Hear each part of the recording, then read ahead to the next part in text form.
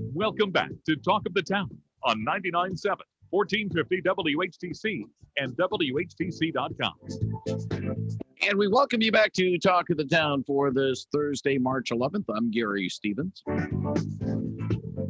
Second Thursday of the month, we set aside this time for our Ask the Judge segment, where one of the members of the Ottawa County District Court, the 58th District Court, or some of the officers involved with the court answer your questions, judicial questions, more probably criminal law type questions than anything else. The caveat, of course, is the fact that we don't ask that you can join the conversation at 395-1450, but we don't talk about specific cases, especially ones before the district or circuit court. We talk about judicial process and maybe to get a local perspective on some of the more high profile cases that raise some interesting questions in the legal field. And today we are pleased to be joined by the newest member of the 58th District Court in terms of being behind the bench. She is Juanita Bocanegra, and Black Robe becomes you, Juanita. Good morning and welcome back to Talk of the Town. Thank you, Gary. It's always a pleasure to be with you. Glad you are with us. And again, if you have a question for Juanita, she'll be happy to answer it at 395-1450, 395-1450. Now, basically 3 months or so into being a district court judge. Transition period. Talk a little bit about that and getting used to being a presiding official instead of trying to work on developing cases as you were with the Ottawa County Prosecutor's Office. Yes, thank you, Gary. It has involved a bigger learning curve than I anticipated. I have been in the courtroom for many years, spent many hours, and thought I had a good handle on just about every court proceeding, from arraignments to taking pleas and sentences, which is what I've been doing a lot of, and quickly realized that all those times that I had been in the courtroom while that was taking place, I had been busy preparing the case that I was in the courtroom for, usually a preliminary examination or a trial of some sort, and not paying as close attention as I should have been. And things on this side of the bench are very different than from counsel table. So I quickly learned that it was a little overwhelming. The first few days, I felt like I was drinking from a fire hose. I still feel like that some days. There is a lot to learn. I have great colleagues who have come around me providing support, providing a lot of notes, and I am starting to get a feel for my own way of doing things. The one thing that I also learned early on is that every judge has an individual style, and there is not always a cut and dry, right or wrong answer. For example, in terms of setting bond, in terms of sentencing someone, everyone's a little different. And I'm still trying to figure out what my personal style is going to be going forward, trying to balance out the equities of all the parties involved and what's best for the community that I serve. Yeah, you're talking about maybe being a little overwhelmed because sometimes you were involved in the prosecutor's office developing certain types of cases. Now, for the most part, yeah, the cases get doled out. The chief judge of the district court, Brad Knoll, makes the decisions which cases to go in front of which judges probably. And sometimes some of those cases might be ones that, no, I didn't deal with this over in the prosecutor's office. And, all of a sudden, I better get caught up to speed on these laws or that law. Yes, actually, Judge Knoll does not personally assign the cases. He's way too busy with his own docket to do that. We have, it's our clerks that do the assignment, and the cases are randomly assigned. For the most part, Judge Knoll takes the odd numbered cases, and I get the even numbered cases. There are exceptions depending on whether the defendant may have another case pending before the judge already, or some other kind of special circumstances. But for the most part, I get even, he gets odd. The biggest learning curve that I have found has been with regard to civil matters, because I had not touched a civil matter since probably 2010 when I was in private practice. The criminal stuff I'm a little more familiar with. Yeah, the civil stuff does go before district court, especially with landlord-tenant situations. I have a funny feeling you've learned firsthand those Monday landlord-tenant hearings are like, oh boy, how many do we have today? How many? I don't want to say how many dozen, but how many do we have? It's quite a bit. Yes, and Judge Cannell has been very gracious in continuing to do the majority of the landlord tenant. He is our in-house expert at the 58th District Court when it comes to landlord tenant stuff. I've had a few cases assigned to me. He has helped to walk me through those. There is just a lot of extra learning, especially with all the newer COVID restrictions and regulations with regard to evictions and that kind of stuff. How tough is it? And I don't want, again, we're not going to talk specific cases, but in general, Juanita Bocanegra, how tough is it to try to stay within the law when we get to a landlord-tenant situation, knowing that for the most part, most tenants that have issues with landlords, you know, they're behind on their payments. They're trying to make ends meet. And yeah, something had to give. It's easy to feel empathy for the tenant involved, but the landlord, yes, there are corporate landlords, but some of the landlords, they're just individual people. You know, they've got to pay bills as well, and you got to do the letter of the law. How tough is it to separate the emotion of the matter from the actual law in that matter? Separating emotions from any case can always be challenging, but the responsibility of any judge, whether it's at the district court level or higher, is always to follow the law as it's written and interpret the law as it's written and not try to legislate or change the law from the bench. That is not our role at all.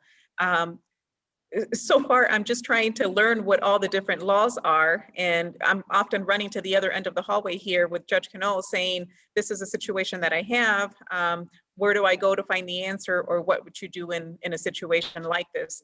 I am not an expert by any means in this area, but I do understand that there is a landlord-tenant diversion program that the court is getting up to speed on, and we'll work through that. And my understanding is that it benefits tenants as much as it benefits landlords, so that it is being, the idea of it is being well received by both parties. 395-1450 if you have a question for 58th District Court Judge Juanita Bocanegra. You mentioned you've been getting a lot of support from not only Judge Cannell, but also the staff as well. Has Susan Jonas, the judge you replaced who had retired, has she basically stepped away and let you wade in with what you're doing, or has she also added some advice, tips as well from the fact now that she is a retired jurist? Judge Jonas has been very gracious. I had her personal cell number even before taking this position. She's always had an open door policy. She's offered help, but she has done it in a very respectful way, saying this is your role now, and you need to develop your own style, and you need to be the one to take charge. She has participated in almost every sobriety treatment program court that we've had. A lot of those participants who are commencing are participants that she saw start in the program, and as many people know, she was the pioneer here in Ottawa County in getting that program started. So that was something that she especially enjoyed, and I enjoy having her there every other Wednesday. She provides some input, and then she kind of catches herself and says, I just want to observe, and she's there basically to support the participants and make comments during their commencement. But she says, I don't want to get too involved in the decisions that the team is making because this is your team now. I, on the other hand, appreciate her input, and I never feel offended, or I don't feel like she's stepping on my toes at all. She left big shoes to fill. She was very well respected. She is very knowledgeable, especially when it comes to the sobriety treatment program. So I appreciate all the advice that she provides. 395-1450 if you have a question for Judge Juanita Bocanegra. Let me go down that path for a few moments about the sobriety court and sobriety treatment program, because part of the judicial system, part of the system we have to administer law in the United States and in our area. Yes, it is to make sure that the laws are followed, that miscreants who are accused and are convicted do serve the sentence that is prescribed, and it's aimed at a deterrent from crime. But it's also, I believe, a way that we are to help get people back on the right track. They might have steered off in the wrong way, did something they shouldn't have done. Now getting back on track. And the sobriety court and the sobriety recovery program, Juanita, sometimes gets a little bit overlooked because we take a look at more glamorous aspects of court life, the trials and the tough situations. But this court really gets back to helping people get their lives back on track. And certainly you've seen it now firsthand as a member of the 58th District Court as a judge. Yes, it's a very important program. You're right. I think it is often overlooked. Not just a sobriety treatment program. We have a mental health court as well. There's veterans courts in Allegan County and Kent County, and we sometimes refer participants to those courts if the need arises. But it's very important. The participants who are going through the programs certainly don't think it's a minor step or a minor program. There are a lot of requirements. It's an intense supervision program. We just held sobriety treatment court yesterday, and I had a few participants who were fairly new to the program talking about how overwhelmed they felt and how sometimes perhaps they even thought that some of the requirements might be a little bit unfair. Those participants who have been in the program for over a year or who have been doing it for a while understand that those requirements are there not to serve as obstacles for them, but to help them provide structure and to help them be accountable to themselves and to the community and to help them be safe and get on the other side of things. Beating the addiction to alcohol or other substances, controlled substances, is not an easy task by any means. And it takes a community of support to get people through that.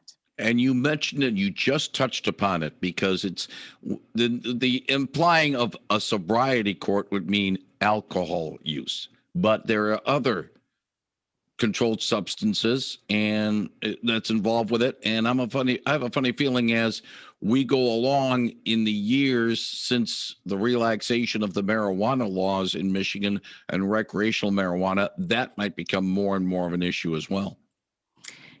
Indeed, it is. And for the most part, we prohibit the use of marijuana in treatment courts. There are few exceptions made by some judges with regard to the medical use of marijuana. And as you've indicated, marijuana is now legal in the state of Michigan, just like alcohol is legal, but it can still be prohibited during probation when someone's under the supervision of the court. Sometimes it goes beyond marijuana, though. There's addictions with regard to cocaine, methamphetamine, heroin, and a number of other substances, often combined with the abuse of alcohol, but not always. Now, I'll stray upon this branch, and I know that I can probably guess the answer. This is basically for people 17 and older. If it's under 17, it goes through the juvenile system. Unfortunately, this problem of sobriety, this problem of addiction knows no age levels. And I'm talking, I go back 40, 50 years. I mean, there was drinking problems back in the 70s for kids in junior high as well. So this is nothing new. And the juvenile courts probably have to deal with this as well. That is correct. But the majority, in fact, all of our participants are legal adults. Otherwise, they would be going through the juvenile court system. Yeah, and that's a whole different thing, and we're not going to ask you to talk about that because there are juvenile court judges that handle this as well. If you got a question for Juanita Bocanegra, she is the new judge of the 58th District Court. That is, for the most part, based in Holland, but also serves Hudsonville/Georgetown Township and Grand Haven in Ottawa County. She'll be happy to answer it at 395-1450, 395-1450. The 58th District Court also handles and she can correct me on this, certain matters involving matters south of 32nd Street. Sometimes they're the first ones to get a case before it's sent down to Allegan. So it's a little bit of a unique court in that regard, Juanita. Yes, as long as it's within the city of Holland. It can be Allegan County and south of 32nd. If it's within Holland City. For felony matters, the line is drawn at about the 1 mile distance south of 32nd Street. Anything that occurs within 1 mile is usually can stay in Ottawa County, but for the most part bound over to Allegan County in terms of felonies. If it's beyond that mile, it usually just goes to Allegan County. Okay, so that's just a line of demarcation more than anything else. And you got to, again, Holland is like a few other communities, some of the unique things because they are part of two separate counties. And let's just say crime does not have any boundaries in that regard, in the criminal aspects, but also some of the civil aspects as well. I am going to wade into this mess, and I'm going to ask your indulgence for some general thoughts about the George Floyd trial. It is high profile. It is definitely every move that's being made in that trial will be under intense scrutiny. As a jurist now, and as a prosecutor before, does that heightened quote unquote pressure really, you have to sort of go over it and rise above it? Or can one get caught up in, I better make sure I'm doing everything right, and might become a little overcautious? You should always be aware of what we're doing. And when I was a prosecuting attorney, I was a public servant. As a judge now, I continue to be a public servant. I'm an elected official. I serve the community. So we should always be aware that anything we do and say, whether it's in the courtroom or outside of the courtroom, may be scrutinized. And I've always prided myself on being transparent. I don't pretend to be perfect. Nobody is. I make my shares of mistakes every day. But I do believe in owning those mistakes and accepting the consequences rather than trying to make excuses for our behavior. We all have implicit biases that we grow up with. We're not aware of, and that's why they're implicit biases. If we were aware of them, they wouldn't be called that. They're not always related or directly tied to a person's skin color or ethnic background. Attending the required training on implicit bias that the county offered when I first became a county employee was one of the best things I did. I have to admit that I went into that training with a little bit of the attitude of, I don't really belong here. I don't have much to learn. I'm a minority. And boy, was I wrong. I quickly learned that I do have biases. We all do. They're acquired by the way we are raised, the environment that we grow up in. They can be tied to religion. They can be tied to economic background. They can be tied to just our parents' personal values and the way we were brought up. So once we are aware of those biases, then we are in a better position to address them and go against them and continue to, start to dissolve them and work with them. When you're not aware of what you're doing or why you're behaving in a certain way, you don't know what you don't know. So I would highly encourage anybody that has an opportunity to go through an implicit bias training to do that, even those individuals out there who think I don't have any biases, and certainly not tied to race or anything as is being highlighted right now in this case on the other part of the country. Yeah, but the point I was making more that beyond maybe the implicit bias or the racial tensions issues, but again, it's an emotionally charged case, and it's like any emotionally charged case. The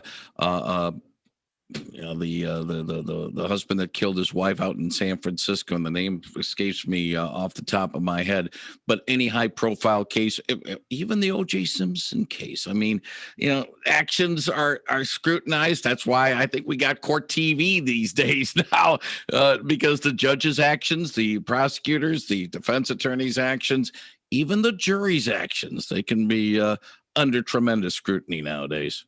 Yes, and with social media and the technology where it is, it can be a blessing. It can also be a curse, and we all need to be careful of what we're doing and the actions that we're taking in every case. And sometimes we are brought into situations that we would rather not be a part of, as I'm sure many of the actors in this high-profile case who would rather stay out of the spotlight, and it's inevitable. Yeah, it's inevitable. What goes into, and I've asked this of some other judges in the past, and I'll ask you in this regard. If there's a possibility that one cannot get a jury of peers, impartial, not with any biases, in a case, especially the defense will say, we need a change of venue. How tough is it to try to get this change of venue situation done in an overall general case, not just a high profile case such as we've been talking about in Minneapolis? There's significant work that goes on behind the scenes, but it's not terribly difficult, certainly not impossible. Obviously, the system is set up so that the cases that we are handling here, we pick the juries here and they go to trial here in Ottawa County. But if there's a situation where the case needs to be transferred to a neighboring county or further away, that can be done.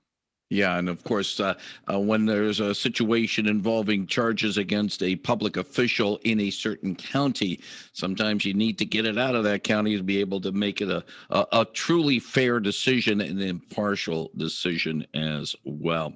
Indeed, judges need to be careful not just with biases that may exist, but even with the appearance of impropriety and the appearance of biases. So if it was an elected official, I think every judge here in the county would have to recuse themselves. Yeah, indeed.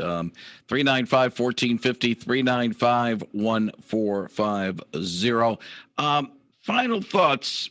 Do you get a sense that we as a nation overall sometimes don't respect the rule of law?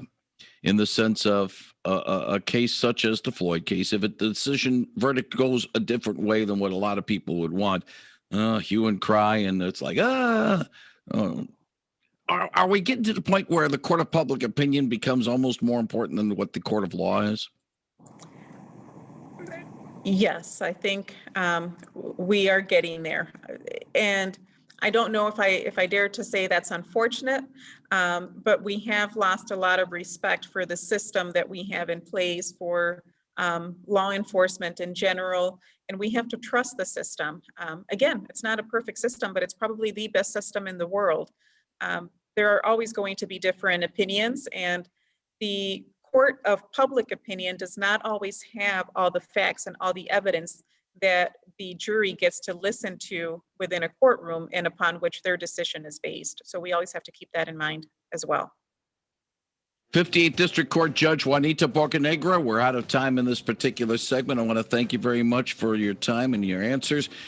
As always, we appreciate chatting with you. We look forward to chatting with you again later on in the year in our Ask the Judge segment. Congratulations on the job, and we'll talk to you later this year. Thank you, Gary. My pleasure. Thank you very much, Juanita Bocanegra, 99.7 and 1450 WHTC.